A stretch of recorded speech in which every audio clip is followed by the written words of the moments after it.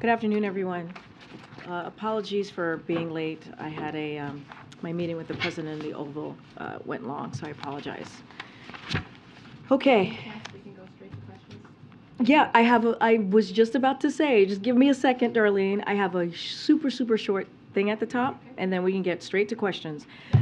So today marks the first day of National Flu Vaccine Week. As flu and COVID-19 continue increasing in circulation, we have two safe and effective vaccines that are our best way to stay protected this winter. The simple message from our health and medical expert is this: to be protected this winter, get your flu and COVID shots. Today, Dr. Walensky held a briefing with the American Medical Association to kick off a week where she and doctors across the country will be blitzing the airwaves about the importance of getting your COVID and flu shots. And with that, Darlene, go for it. Thank you. Can you give us a rundown on what is being done at the federal level to speed up the restoration of electrical power to the folks in North Carolina? So, as you know, the White House is has been monitoring the situation and is in contact with local officials. Local law enforcement is receiving federal support on the investigation. We will continue to let that investigation play out. President Biden has made, as you all know, critical infrastructure secure and resilience to all hazards, both natural and man-made, a priority since the first day of his administration. While we still have a long way to go, through initiatives like the bipartisan infrastructure bill and also the Inflation Reduction Act, the Biden-Harris administration is already following through on its promise to deliver those results to protect against the impacts of incidents like this. We've closely worked with private sector to strengthen resilience against the full spectrum of potential threats, including through utilizing new technologies and improving how government communicates and shares threat information with the private sector, which owns the majority of our nation's critical infrastructure. Department of Energy, Department of Justice, including the FBI, will be your best place to get more specific information. But again, we're going to let the investigation play out. But on the issue of restoring power, authorities there are saying it could be until Thursday before power is restored. Understood. So, we have been in touch with local officials, and we're going to provide any assistance needed to help them on the ground. Thank you. Yeah, thanks, Karine. On Friday, you said there were no plans of going to Congress for any legislative changes to the IRA for France and Europe.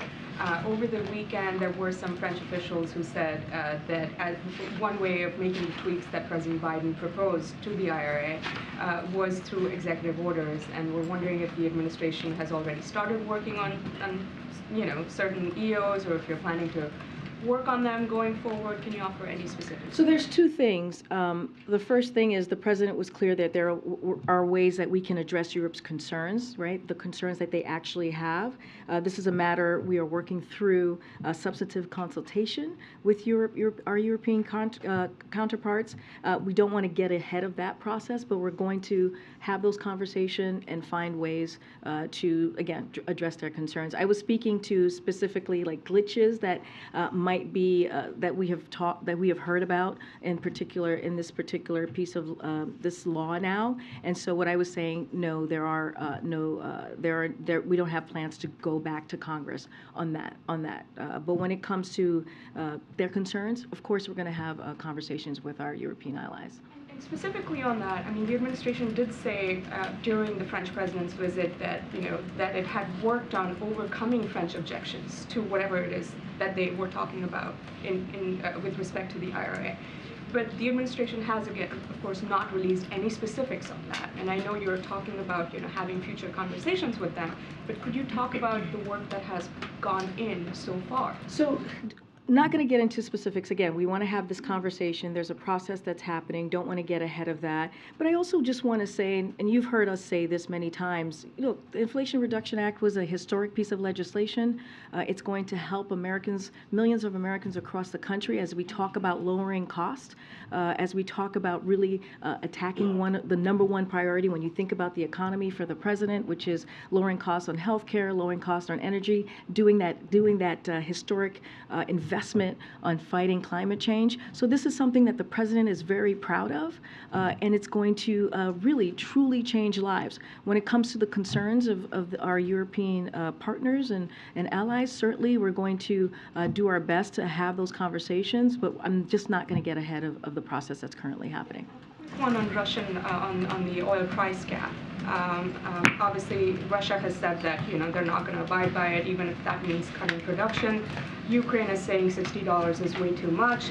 Russian oil blends are selling in Asian markets at $79 a barrel, which is like $20 higher per barrel, and which kind of shows that there's willingness to buy oil from Russia at that price. I mean, given all the work that is going in, how confident are you that this is going to actually have any impact at all on Moscow and President Putin's oil revenue? So a couple of things. You just asked me a couple questions all at once, or made a couple of statements all at once. So when it comes to Russia's response, look, we're not surprised by that. We're not surprised by what their reaction has been and what they're saying. Look, the goal of the price cap has always been to ensure that discounted Russian oil continues to flow onto global markets. And even as we limit the energy revenue that Russia is using to fund its illegal war in Ukraine, and so we believe that the cap at this level maintains clear incentives for Russia to continue exporting. Not doing so would have serious repercussions for Russia, and so that's how we see this process moving forward. I know that you were mentioning why 30 and not 60, and I know that there's been some comments out there. And so look, the price will lock in a discount on Russian oil, especially in light of the $100 per barrel they earned just a few months ago, and it can be adjusted over time to prevent Russia from further profiting from its war.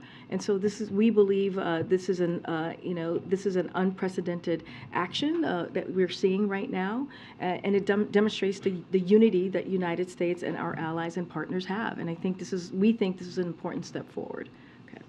In your meeting with the president, did he indicate that he'd made any headway in his lunch with Senators Leahy and Shelby about reaching an agreement on the top line for the omnibus? So don't have any readout for you on the president's lunch, as you just mentioned. Just for folks who may not be aware, the president had lunch today with Senators Leahy and Shelby of the Senate Appropriations Committee to toast their long careers, but also, to your point, Phil, to discuss the funding bill. Look, the president believes that Congress needs to and has to reach a deal, a bipartisan deal. This is something that they were able to do just last year around this time in a bipartisan way. He believes that they should be able to do this again. This should not be about partisanship. We are talking about critical funding. When you think about public education, when you think about our national security, when you think about about health, these are important things that are critical to the American people. So he believes that the Congress should move forward in getting this done. But more broadly speaking, and I said this last week, when it comes to our efforts and the funding and how we're moving forward, we believe that process is in good hands with our OMB director, Shalonda Young. She knows how to get this done. She knows how to get a bipartisan deal, get that done. And also, we have our Office of Leg Affairs who is working on this as well. We've had, multiple conversations with members of Congress, and we're continuing to make calls. We continue to do briefings. But again, this is something that the president believes needs to get done. It was done last year in a bipartisan way. We should be able to do that this year. Just one follow-up on that. Has he shown any openness to the idea of dropping the parity between defense spending and non-defense domestic spending, which is currently the Republican proposal? So look, I'll say this. I'm not going to get ahead of any discussions that are currently happening right now. And so I know the Congress is moving forward, having those discussions. I'm certainly not going to be negotiating from here, from the podium. Thanks, Karine. Two topics, if I can. The Supreme Court heard arguments today about a graphic designer who objected to designing websites for gay couples. The justices seem to be sympathetic toward her in today's on the court today. We've heard the White House talk about the potential ripple effects after the Dobbs ruling. Do you have a comment on this specific case and any concerns from the administration about the potential wider implications of this particular case? So I want to be very careful here. Don't want to weigh in or prejudge the Supreme Court's outcome. That's something I'm going to do here at the podium. But to your point, more broadly speaking, and we have talked about this, we recognize the right to free speech, and we support ensuring that no one is discriminated against or refused services because of who they love and who they are. And so, as you know, we've been very clear about that. The administration believes that every person, no matter their sex, race, religion, or who they love, should have the equal access to society, including access to products and services on the same terms as other members of public. Look, the Department of Justice said in its brief that for decades, non-discrimination public accommodations laws have coexisted with the First Amendment. Courts have recognized that we can require businesses open to public to service people regardless of their backgrounds, even when that means businesses must incidentally engage in speech which they disagree upon. So this is no reason to upend this balance right now, as the Department of Justice just laid out, as I just laid out what they said in their brief. But again, I don't want to weigh in. I don't want to get ahead of what the Supreme Court's decision will be on this. And on the year-end wish list and to-do list, is there a push right now by the White House to renew the expanded child tax credit? I don't have anything new to share on that particular piece of legislation or a plan that's incredibly important to the president. As you know, he included in the American Rescue Plan, and it was able to cut child poverty in a historic way. Again, important issue for this president. Don't have anything to share to share further on that particular plan moving forward. Okay. Hey, thanks, Karine. I wonder if you could give more detail about the Wednesday event about the rise of anti-Semitism that's hosted by the second gentleman. Messed that up. Are you going to call him the first gentleman? Slipped up. How long has it been in the works, and what do you hope what does the White House hope Mr. Imhoff adds to the debate? So a couple of things just to give you some insight of what's going to be happening with the roundtable talks, the anti-Semitism roundtable talks that the second gentleman will be hosting. So first and foremost, President Biden has consistently spoken out. I just want to make sure that's clear against anti-Semitism, its rhetoric, its hate, and all of the vile language language that we have been hearing, which is incredibly dangerous this past couple of weeks. And so we're going to continue condemning anti-Semitism and hate wherever it exists. It should not have a place in our society.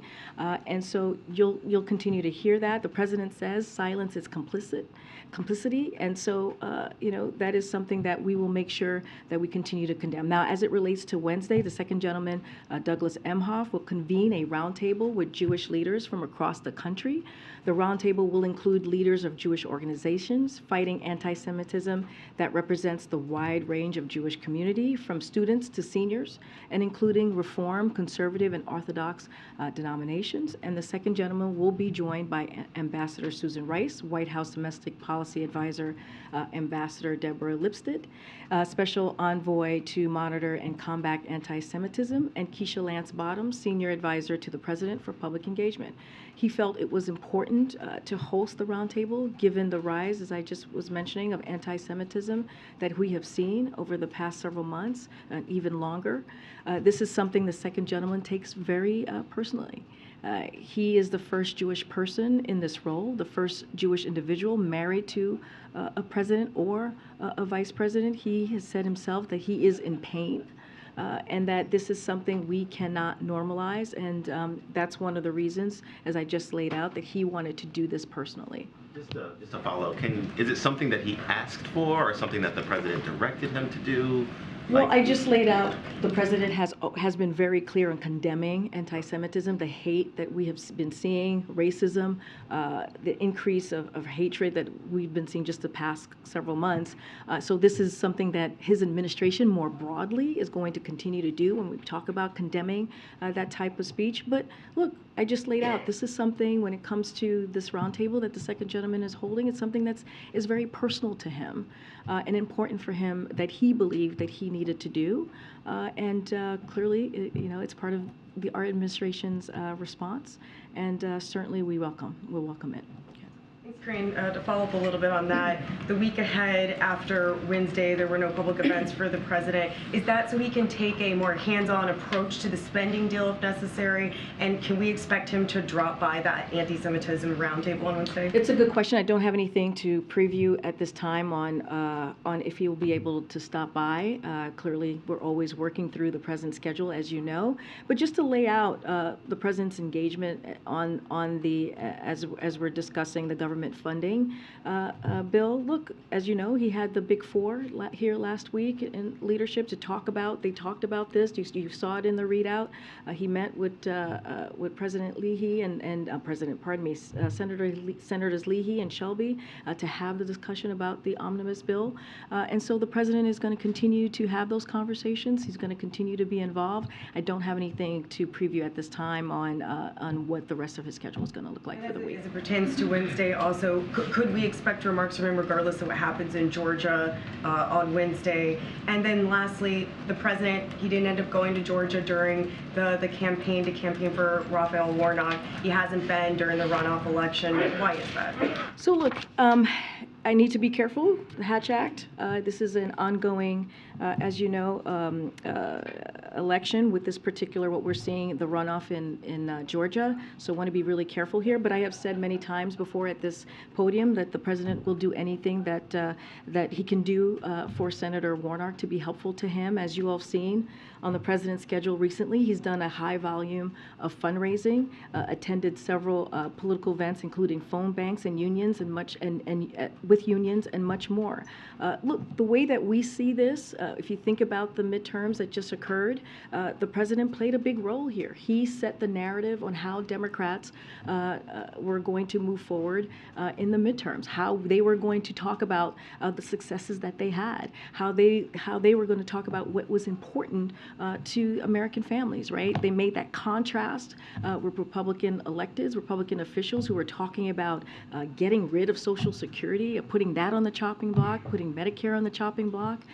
He talked about the freedoms of the American people wanted as it relates to Roe v. Wade, and how we saw the Supreme Court get rid of Roe. And we talked about that and how Republicans wanted to put a national ban. They were pushing for a national ban, and it didn't matter which states, if you're a red or blue state. And this is the thing that the president talked about, and others followed. So the president played a big role in setting that narrative, setting that contrast. And let's not forget the successes that we have seen, his economic policy successes, as we talk about the bipartisan infrastructure legislation, the Inflation Reduction Act. Those are the things that the president was able to get done, and Democrats were able to run on it.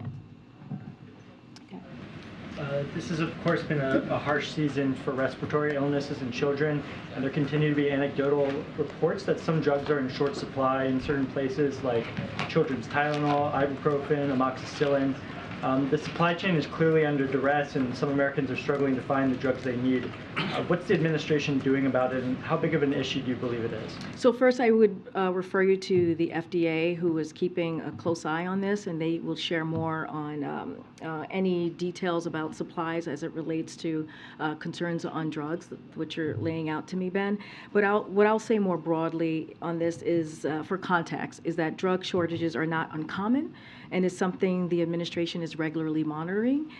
The FDA is always tracking shortages at the national level and works closely with manufacturers to understand their production and supply. And while FDA does not manufacture drugs and cannot require a pharmaceutical company to make a drug, make a more of a drug, or change the distribution of a drug, FDA is in touch with the various manufacturers and stand ready to provide support where possible. Again, this is something that we are monitoring. I would refer you to the FDA on any specifics. Are you considering stepping in and working with companies in any way similar to how you all did with the baby formula shortage? I don't have anything more to share on any type of outreach, but again, FDA would be the best place for you to get more details on how they're moving forward with this. Go ahead, Ouija.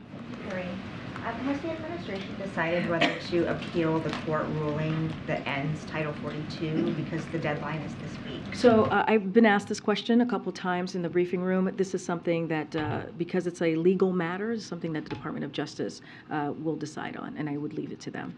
We understand that the administration is considering a proposal that would bar certain migrants from receiving asylum here in the U.S. if they don't seek asylum in other countries first.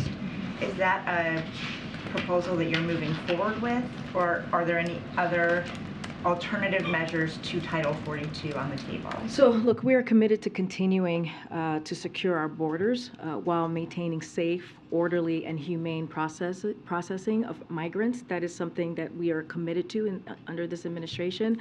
This will remain the case with Title 42 when Title 42 is lifted. Any suggestions that we might be changing a policy or looking at a different policy is inaccurate at this time. I know there's been conversations about that. We haven't made no such decisions have been made yet. But again, we are committed to securing our border. I have a couple questions on this Chinese hack by the group APT41. The Secret Service says that this state-sponsored group of cyber criminals stole at least $20 million in COVID relief, including small business administration loans. I know that ring. Unemployment insurance funds. What safeguards are in place to prevent this sort of fraud, and why did they fail, is my first question. So look, we don't comment on specific law enforcement cases, so clearly not going to do that from the podium, but the president has continually embraced and called for strong oversight and enforcement against potential fraud. The president made clear that in the State of the Union, in his State of the Union just earlier this year, and when he announced the Justice Department's appointment of a chief prosecutor for pandemic fraud as part of the interagency COVID-19 fraud enforcement task force. So for more on any specifics on this or any more details, like again, this is a legal enforcement matter. This is something that the Department of Justice would face any consequences? Again, this is something that the Department of Justice would be dealing with, as it is an ongoing law enforcement matter. Okay, good. Thanks, Karine. On the trip tomorrow, President Biden has visited a lot of semiconductor plants. Can you just talk about what makes this one special? Is it based on that it's run by Taiwan company? Is it advanced chips? What's kind of differentiates this trip? So it's a very good question. We are going to be having a background call this evening at 6:30, which is going to be led by Brian Deese. And so I would encourage all of you to join that background call, and you'll have more specifics. I'm sorry, a backgrounder. Backgrounder, yes, it's a backgrounder. And it'll, as you know, it's usually lifted the next morning. So yes, it is a background call with Brian Deese that'll happen at 6:30. So again, I'll encourage all of you to join.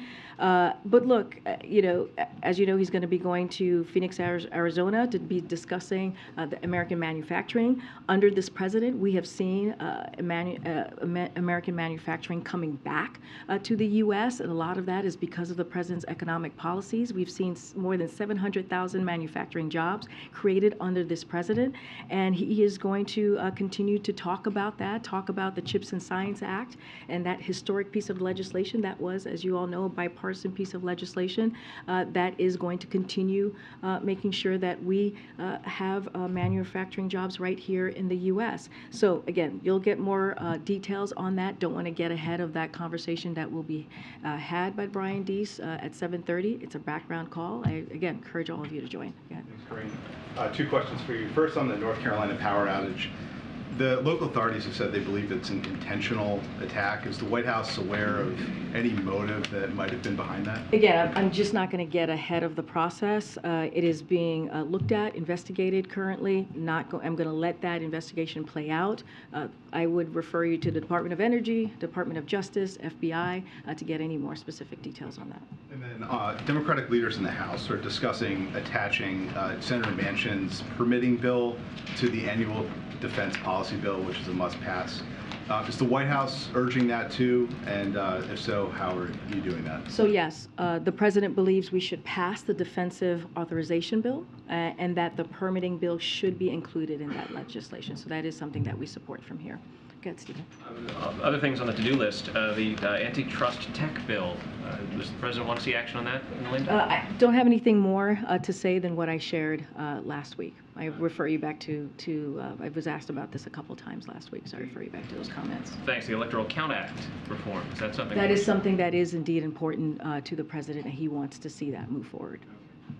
There was word today of an agreement in principle between Senators Tillis and Sinema on immigration reform. Is that something? So we haven't seen all of the kind of the language on that particular bill, so don't want to comment from here. Don't want to get too far ahead. I know there is a drafted proposal, but look, the president has repeatedly called on Congress to permanently protect Dreamers, farm workers, essential workers, and others, and to provide them with the pathway to citizenship. Remember, the first day of his administration, he put forth a comprehensive immigration bill. So we are committed to working with members of Congress from both parties on real solutions to modernize and our outdated immigration system. So that is certainly a priority for the president, but we haven't seen the detailed proposal, so I can't comment about that from here. One last thing. Senator Shaheen has a statement. She's apparently not coming to the ball tonight. Oh, okay. She's upset that the president endorsed a proposal to put South Carolina ahead of New Hampshire, and she says that New Hampshire is now vulnerable for her party. Does the president have a response to that? So look, we honor the Hatch Act, as I mentioned many times before here, as we are talking about a potential election, a 2024 presidential election. But looking backward, it is the ultimate irony, that the 2020 election was proven by the Trump administration's Homeland. Oh, sorry, I think I got ahead of myself there. We take the law very seriously here, and so that's the number one thing. And again, I want to be very careful because of 2024.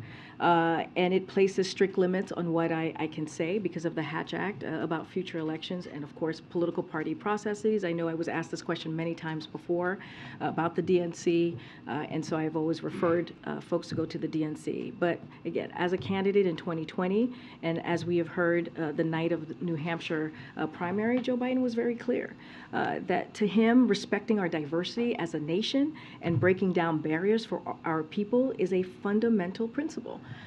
And so he believes that what Democrats in office stand for, and he has upheld that principle as president.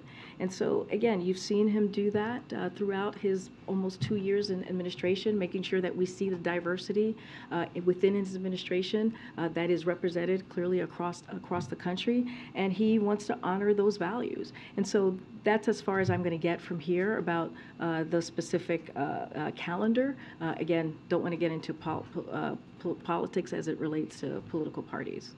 Okay. Karine, can you talk about with Congress considering repealing the COVID vaccine mandate for service members in the NDAA?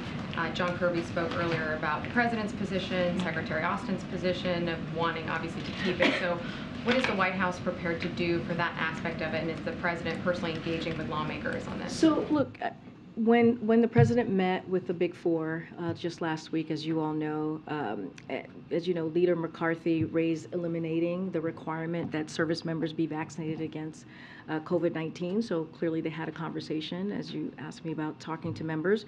The president told him that he would consider it, but also made clear that he wanted to consult with the Pentagon. And since then, as we've all heard, the Secretary of Defense has recommended retaining the mandate. That's because the COVID vaccination requirement was put in place to keep our service members safe and healthy and prepared for service. And I would remind, I remind all of you that the Pentagon has a range of vaccines it has long required. So this is nothing new. Again, this is, there's history here. There's precedent. So with respect to NDAA, those discussions are ongoing. I don't want to get ahead of it, but clearly, as I just mentioned, it was brought up in their conversation that he had with the Big Four last week. Has he had conversations about it since then? I don't have anything else to preview at this time for you on conversations specifically on the NDAA.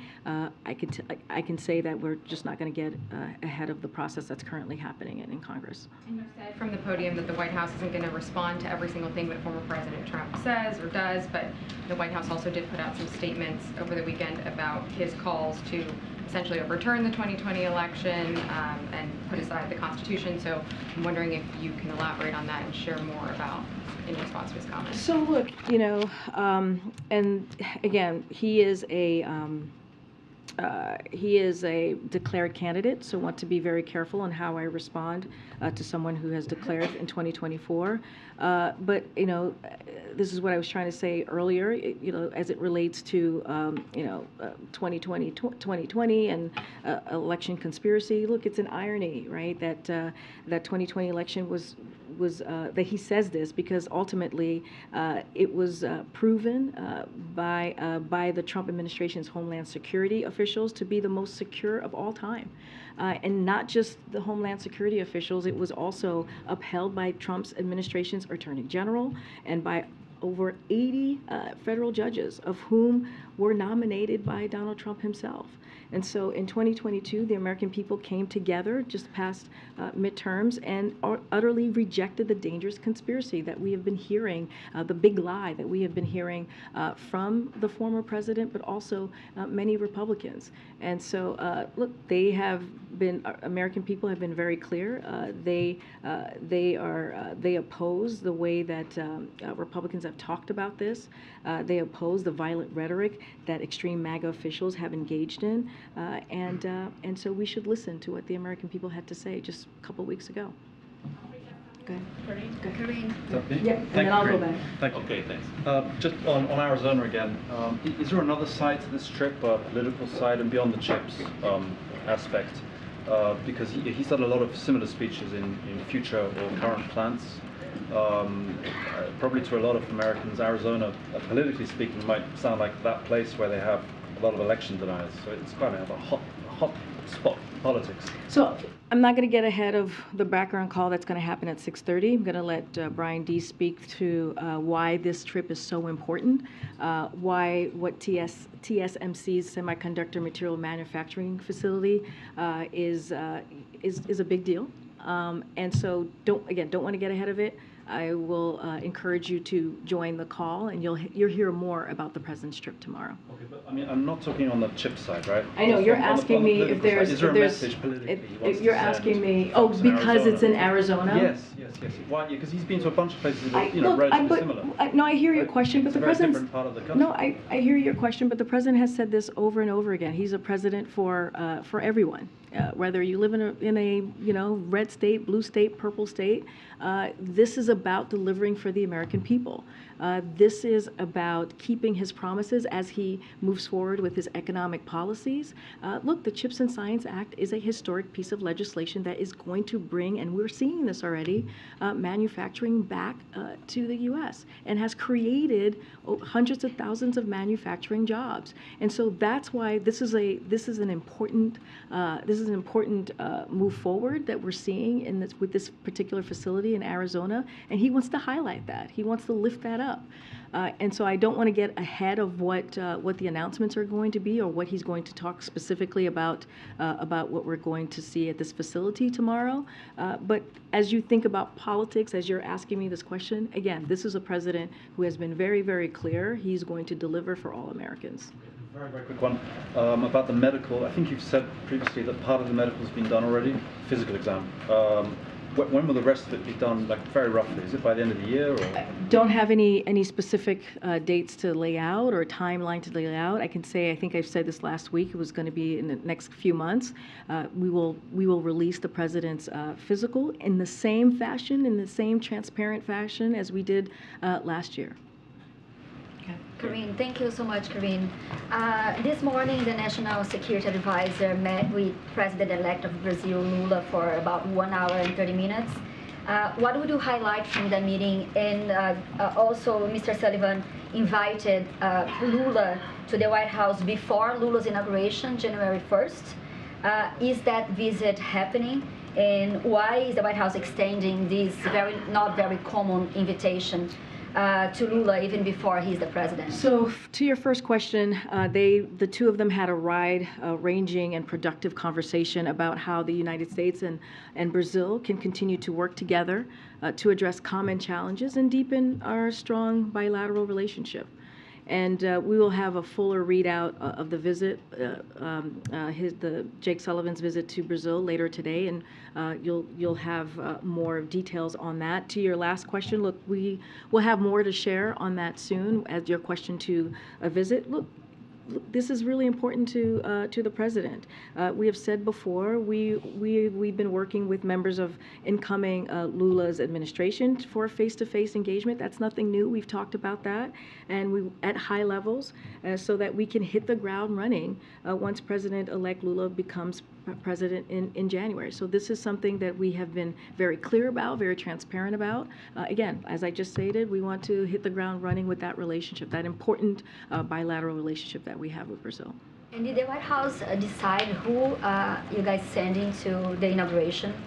It's going to be the vice president. The delegation, U.S. delegation. Yeah, he's going to be leading the delegation. We'll have more to share on what that makeup of the delegation might look like. I don't have anything to share for you at this time. Okay.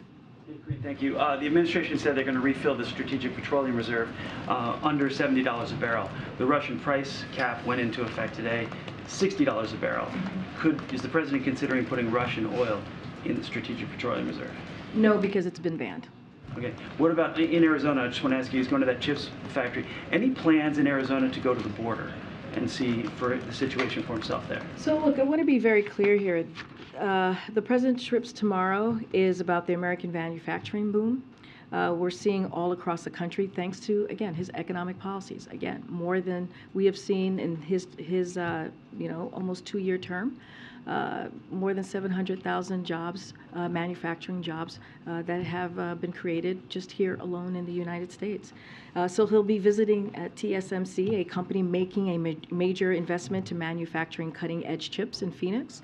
This investment will bring new jobs and economic opportunity to Arizona, very important to the people in Arizona, and it's in large part thanks to the CHIPS and Science Act the president signed into law.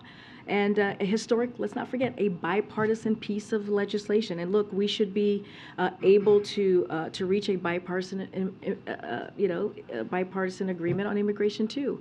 And that's what we're calling for, right? We're asking for Republican officials to come and work with us, and let's have a bipartisan agreement on immigration instead of doing political stunts, instead of doing what they're doing, going to the border, not actually coming up with any real ideas about that.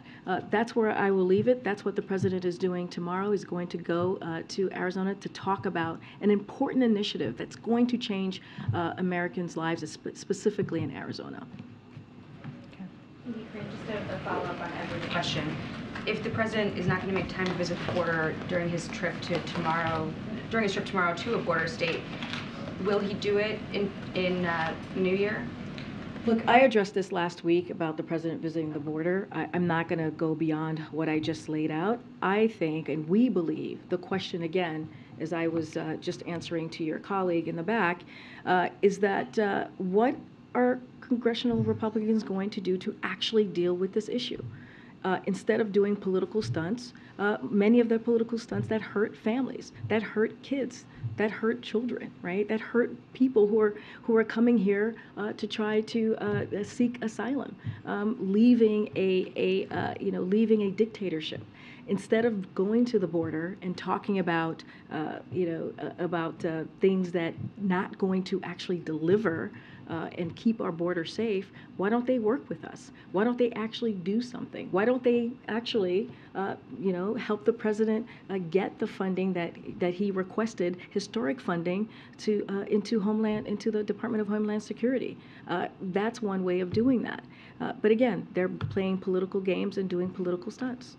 The reason I asked is just because the president had said previously that he hadn't had a lot of time to get to the border. He's going to a border state tomorrow, so you think maybe there would be time there. And if there isn't tomorrow, can you say at this point that he... What I'm saying is tomorrow he's going to actually focus on an issue, a bipartisan issue that was voted in Congress, the CHIPS and Science Act, something that is going to deliver for the people in Arizona, creating jobs and making people's lives better and making sure that we are bringing manufacturing back into the U.S. That is critically important. Now, what I'm saying, the second part of that to your question, if Republicans officials truly want to deal with immigration, they truly want to deal with the border, then they would stop doing political stunts and actually work with us on the plan that we have put forward, which they are not. And that's what we want to make very loud and clear. There's ways to deal with this. Again, they can come and actually do this in a bipartisan way, just like we did with the CHIPS and Science Act. So the trip is obviously to Phoenix, not to the border, not to Georgia, which is sort of a pressing issue for Democrats, for the president. Have Democrats determined that a visit to Georgia would not help Senator Warnock's re-election bid? The president actually, and I actually already answered this, and I'll just repeat what I just said. The president, and I want to be very careful about talking about an election that's happening tomorrow because it's an election, and I'm covered on the Hatch Act, so I'm not going to comment on that specifically. But when we look back on the president's role during the midterm elections, he played a significant role for Democrats. It was because, again, I just answered this question, is because of the way he made the contrast with Republican officials, again, who talked about putting Social Security and Medicare on the chopping block because they were upset about the Inflation Reduction Act, which is a historic piece of legislation, is going to lower costs for American families. That's what they were upset about, because we were saying we wanted to make sure big corporations pay their fair share and not put it on the little guy. And that's what they put forward. And the American people spoke really loud and clear. That's not what they want. They want us to continue to fight for their freedoms. They want us to continue to fight for democracy. And, that red wave never happened. Go ahead. Real fast, Karine, just real quick on Twitter, because you guys said you're keeping a close eye on Elon Musk's ownership, and it's the first time we've talked to you since he released the files a few days ago. Is it the White House view that decisions at Twitter were made appropriately in terms of decisions to censor this reporting ahead of the election? you mischaracterized actually what I actually said and took it out of context when you asked her a question. Look, when I answered the question, and I actually already addressed this, about how the White House and the administration is seeing what's happening on Twitter. We follow also what's going on, just like you guys are reporting it, just like you guys are seeing. And what I was commenting to is like, yes, we're seeing what is happening, just like you all are seeing what's happening with Twitter. So just want to clear that up because you definitely mischaracterized what I said or put it out of context. And so can you ask your question again? Yes, I mean, my question was that you had said, I think 6 or so days ago, that the White House was watching closely the situation at Twitter after Elon Musk's ownership of it with respect to misinformation. And because these files were released on the basis of, hack materials clause at Twitter, decisions were made to censor reporting leading up to the election. My question was, is it the White House view that these decisions were made appropriately in light of what has come out? Which decisions? By whom? By Twitter. By Twitter on, okay. So look, we see this as an interesting or a coincidence, if I may, that he would so haphazardly, Twitter would so haphazardly push this distraction. That is a full of old news, if you think about it. And at the same time, Twitter is facing very real and very serious questions about the rising volume of anger, hate, and anti-Semitism on their platform, and how they're letting it happen. And, the president said last week, more leaders need to speak out and reject this. And it's very alarming and very dangerous. But our focus right now is helping the American families. I just talked about what the president is going to be doing in Arizona, talking about the CHIPS and Science Act, talking about how we're bringing manufacturing jobs back here to the U.S., talking about under this administration, more than 700,000 jobs have been created, in manufacturing jobs to be more specific. Look, what is happening, it's frankly, it's not healthy. It won't do anything to help a single American improve their lives. And so, look, this isn't, we see this as an interesting, coincidence, and it's a distraction. Thanks, Karine, just one more on the NDAA.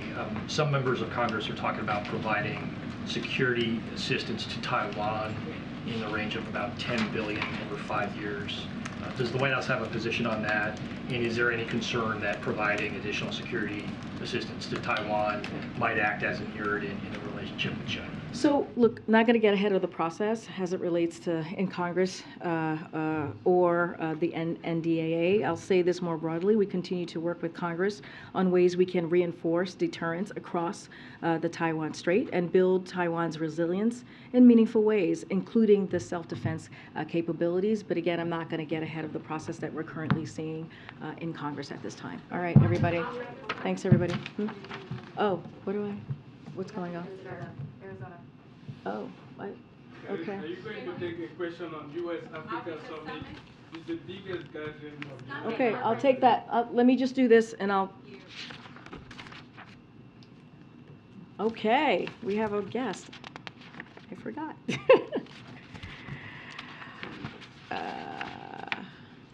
Okay, so we are pleased to have a local reporter from the Arizona Republic and Arizona Central join us in the briefing room today and ahead of the president's trip as we've been talking about Arizona and the CHIPS and Science Act.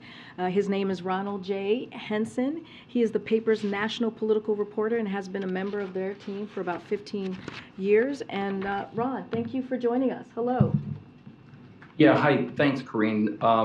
As you know, the TSMC plant was announced in 2020. So wanted to know a couple things. Number one, what should ordinary Americans expect that is attributable to the CHIPS Act? How soon should they be seeing the effects of that in Arizona or elsewhere?